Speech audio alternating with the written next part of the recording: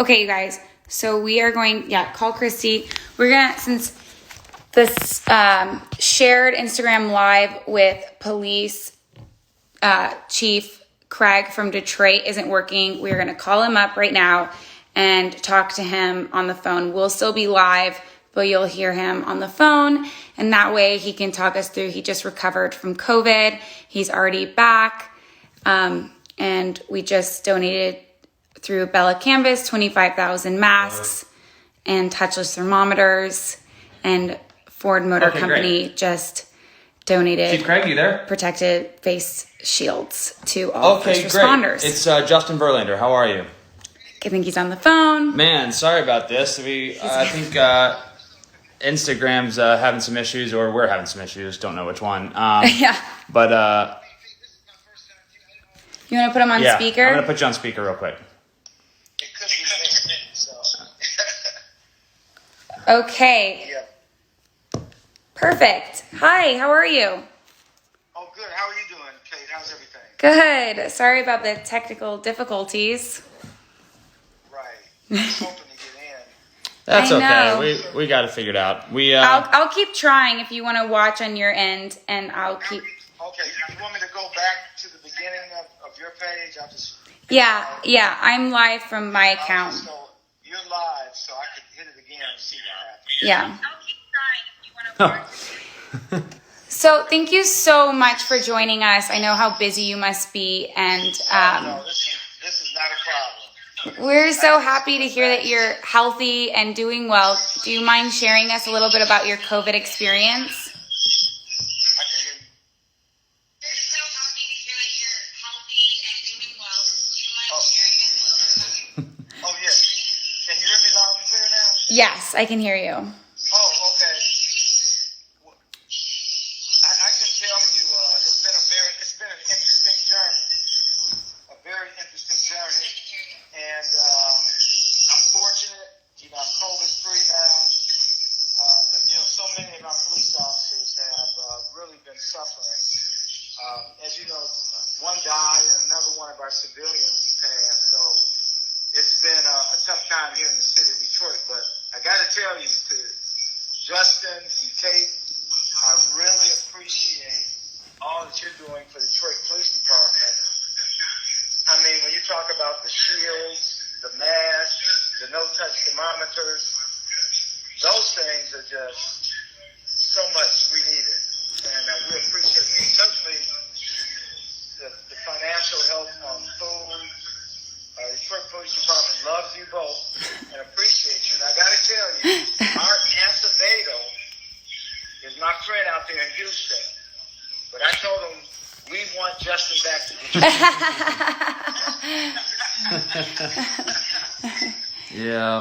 Chief, this is Christy. Maybe just X out of Instagram Live. I think it's just getting some feedback, and we'll do it on speaker. Just keep doing it on speakerphone. You want me to do it on speaker? Yeah. We'll just keep talking on the phone like you are, but maybe just X off Instagram.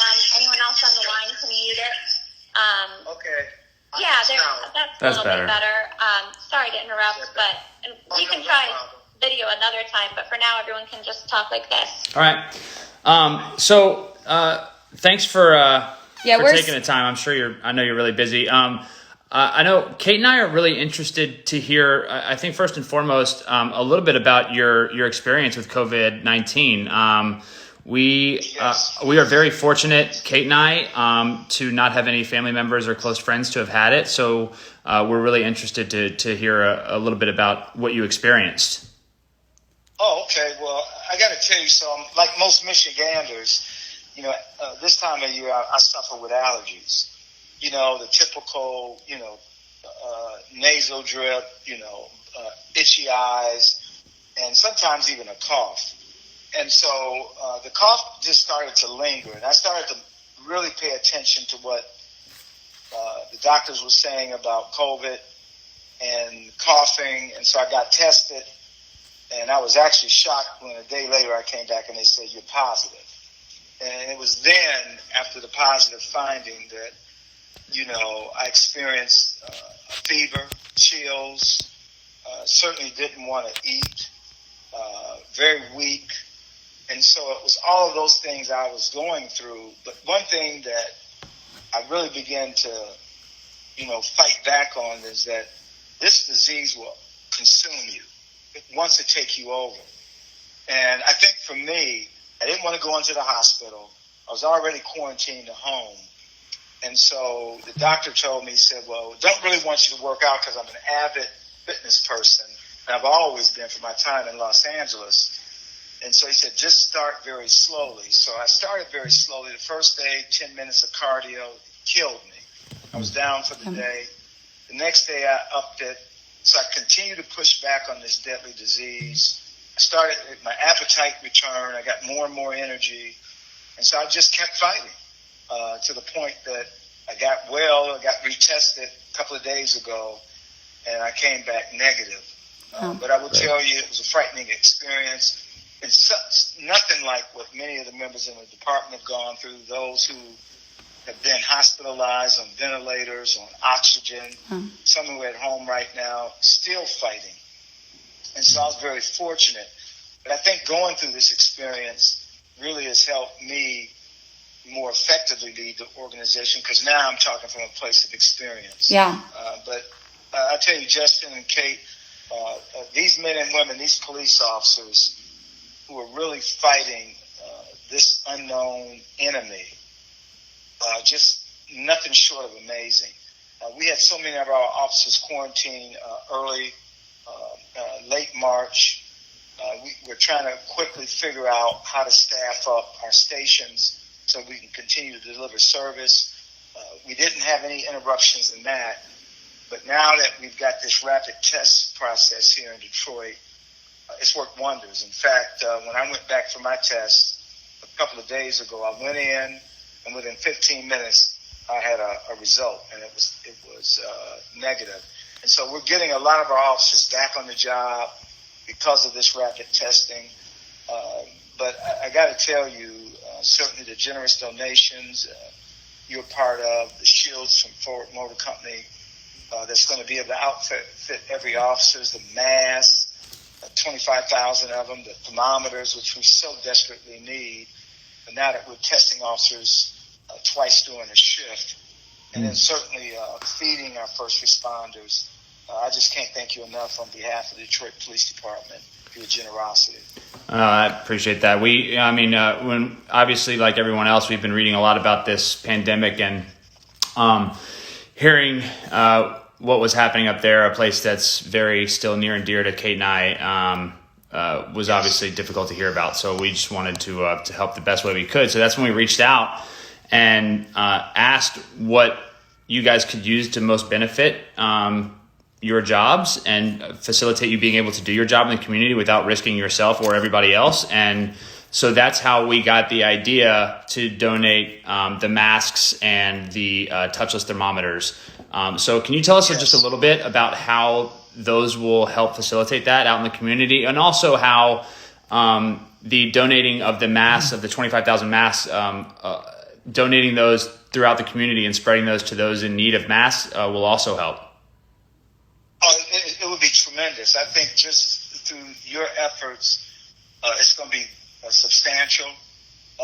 If we knew what we knew now, early on when we were fighting this enemy, we didn't know the impact that masks could have on our police officers in the field. We're already starting to see a flattening of the number of officers who are testing positive. Even our numbers in the hospital, I know a few days ago we had 13. Now, as of today, we're down to 5. And so the mask would be tremendous. Certainly the no-touch thermometers. Every day we have a briefing. And one of the things that came up during the briefing is the fact that we just don't have enough thermometers. Mm-hmm. And so tremendous help in making sure we can identify those might be, exhibiting some fever, some symptoms early on, that we can protect other police officers and certainly protect the community. So this will go a long way. And I believe that these donations are going to make a phenomenal difference in what we're doing here in the city of Detroit. Even so much so, as you know, we were, as of 2 days ago, ranked third in the country. Yeah. We dropped. Massachusetts is gone ahead of us, and I think we're going to continue to drop. And in a large part, it's what we're doing here in Detroit. The masks, thermometers, especially for our first responders. And I know every man and woman who dons the uniform certainly is going to appreciate you, Justin, and Kate, for making this happen. Well, we are so happy to help, especially with all the sacrifices you and your team and all the first responders are making. Can you tell us if there's a rise in violence or in need for you guys? I know that we were told there's a lot of domestic violence going on since COVID. Right. And, initially we saw a little uptick. It started to flatten out.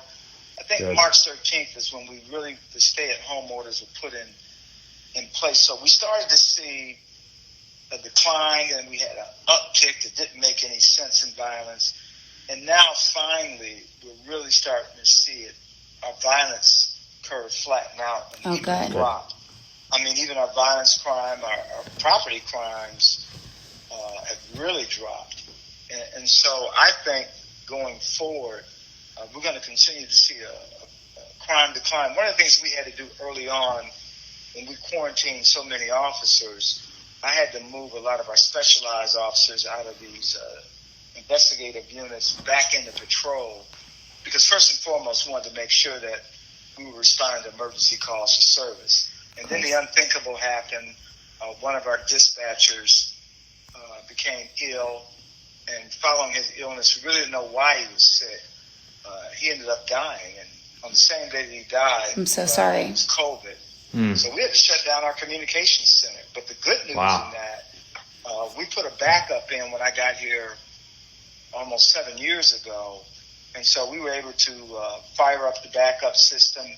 And so we didn't have any disruption to handling emergencies.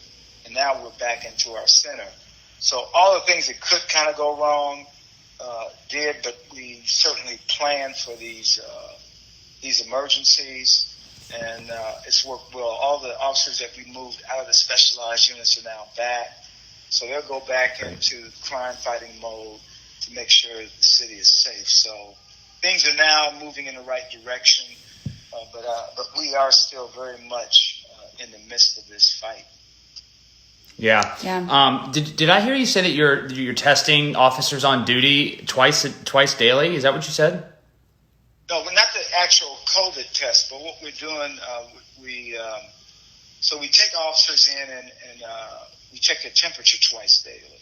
Oh, okay. And the reason Thus why the thermometers. That's an indicator that if an officer's temperature is high, they may be exhibiting signs of COVID. Yes. So we take them out of the work environment sooner than later, because we know how quickly this disease can spread.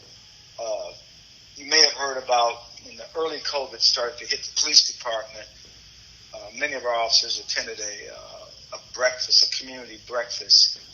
One of the moderators got ill and subsequently died from COVID. We ended up having to quarantine upwards of 25 officers. And several of them came back COVID positive just from that one event. Wow. And some think that was the initial beginning on the impact of the department, but there were several other things that were going on at the same time. But when I look at my numbers now, they're so much lower. I tell you what's really impressive is, as of today, we've returned 753 members of the police department since we started quarantines, which is big for us. Yeah. Because we were at close to 14% of our department being out of service. But then as of the day, having just 300 sworn in civilian quarantine is a much lower number than what we saw even as recent as last week. Mm-hmm. So we are moving in the right direction. I got to believe the safety precautions that we put in place. And we know that the additional help that you all are providing is going to certainly speed up that process of our first responders coming back full strength. Great. Well, thank you so much. Yeah, sorry we couldn't get the Instagram going very well, but we really appreciate you taking the time and telling us your story and explaining a bit about what's going on there on the front lines in Detroit. Yeah, and we are just so happy that you were healthy. And I appreciate you all doing this too. I mean, this means a lot to me personally, and I know every Detroit police officer. We know that you're still a Detroiter. I'm the one from Michigan, actually. You're from Michigan? Well, but Justin's been adopted into as a Michigan. Exactly. Oh, I know. Yes, he is for sure very loved in Detroit. Absolutely, still loved, in fact. Thank you. So we appreciate you both, and thank you so much from every. No, thank you. Thank you so much for everything that you're sacrificing and for helping everybody out there. We are so appreciative of you. Thank you so much. Yeah. Stay safe, and thank you. I will, and you likewise. Please stay safe. Thank you, sir. You. Police Chief Craig, thank you very much. Okay, you're welcome. All right. Talk to you soon. Wow, that was sorry, it didn't work so well with the Instagram, but it was great to talk to him. So amazing to speak with him. Actually, the first person we've spoken to directly that's had COVID-19. So just interesting to hear his story and talk about how much he needed to fight. It's cool to hear. Yeah, it really was. And to hear that, he really was the lucky one. It's even worse for some people. So appreciate his time, and I appreciate everybody coming in and joining and listening. Thank you guys so much. You see, there are a lot of questions.